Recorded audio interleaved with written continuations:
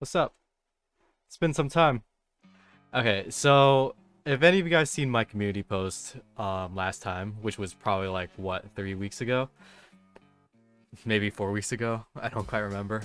Uh Holiak was definitely not on my list of scheduled projects, but here we are. And it's mostly because one of my friends wanted to commission me to make just the 3D model, and I anticipated that the 3D model would take me like 4 days, but it ended up taking me like 3 weeks to make, and that's mostly because I hate this fucking thing. But anyway, enough of that. I'm just going to quickly go over how to 3D print this thing, as well as the parts, how they are assembled in my 3D modeling software. That way, if any of you guys are interested in 3D printing this yourself, then it'll be a little easier as you follow along this video and then just assemble it that way.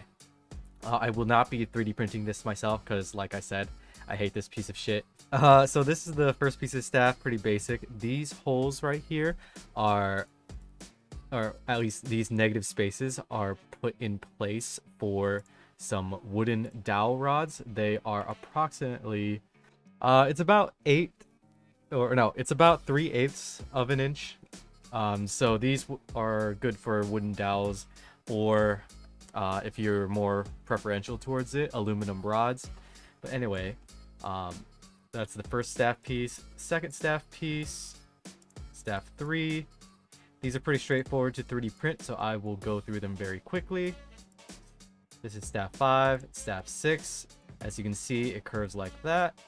Here's the first piece of the gray staff.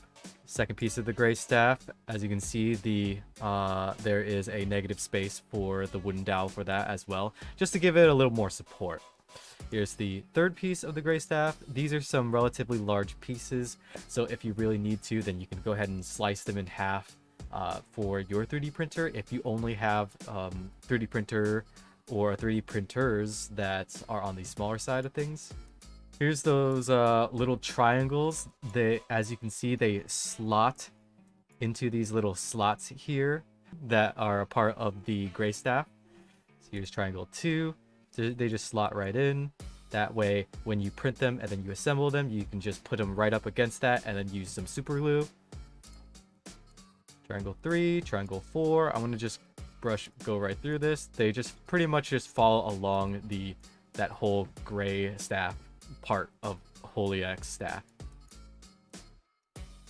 And of course, to bring them together, I have this staff connected here. You just need to print this 4 times. There are multiple holes, hexagonal holes that are all sized appropriately in order to connect the 2 pieces. And we're going to move on to the neck section. Next section, whatever. Fuck it. I want to get this done. Alright, so this is neck 1. This is like that black piece in the between the 2 staff pieces. This is the neck connector. All the tolerances should be pretty good. Otherwise, just let me know and then I will make some slight adjustments if I need to. One of my friend who did commission me for this 3D model will be printing it pretty much right away, so he'll also let me know if there's any issues with any tolerances. Anyway, this is neck number 2. As you can see, it fits right into this staff 6 section here, as well as slots right into this piece right here. And this neck 1 piece, as you can see, it fits very snugly with this part right here. It is a 90-degree angle fit, so just make sure to fit it as well as you can, and then just Bob's your uncle. This is neck 3, the left side, and neck 3, the right side. The reason why I split them in half like this ahead of time is because it's just such a complex shape, and it would be so much easier and so much more efficient as far as 3D printing and filament usage wise to just slice it in half and then print it on its side. Right here, as you can see, it fits very snugly right there. I just want to give it as much surface area as possible. However, if I turn half of this invisible, there is room for a dowel rod right there. That way it'll give it some more support, because this whole neck section right here is very much the stress point of where all the weight of the head of Juliak's staff is putting stress on it. So yeah. Anyway, once you got that put together, this is neck number 4. It fits right here. It is a very kind of a precarious place for it. This is one of the reasons why I hate this fucking staff, because it's just so oddly shaped, and there's so many angular pieces and so many detailed parts of its fucking design, and yet it's like, it's a staff and it has no moving parts that I can tell, and I just fucking hate it. It's not interesting to me despite its interesting design, and it was just such a pain to 3D model that I am clearly displaying my frustrations throughout the whole process. But anyway, here is neck number 5. It is made to fit right over this piece and this piece right here. It should be a relatively tight fit with enough tolerance to just slot right in there. Obviously, with these two being as precarious as they are, this piece, and this piece, it might be a tight fit, but you should be able to just kind of just fucking put it on there and then use super glue. This is not my best work. I hate this so bad. This is headpiece number 1. As you can see, I designed it to fit right through these 2 support rods, as well as fit straight on through here. I'm going to show you guys again. It's going to fit and slot right in there. And as you can see, there's quite a few slots, because we're about to get to more pieces. This is head piece number 2.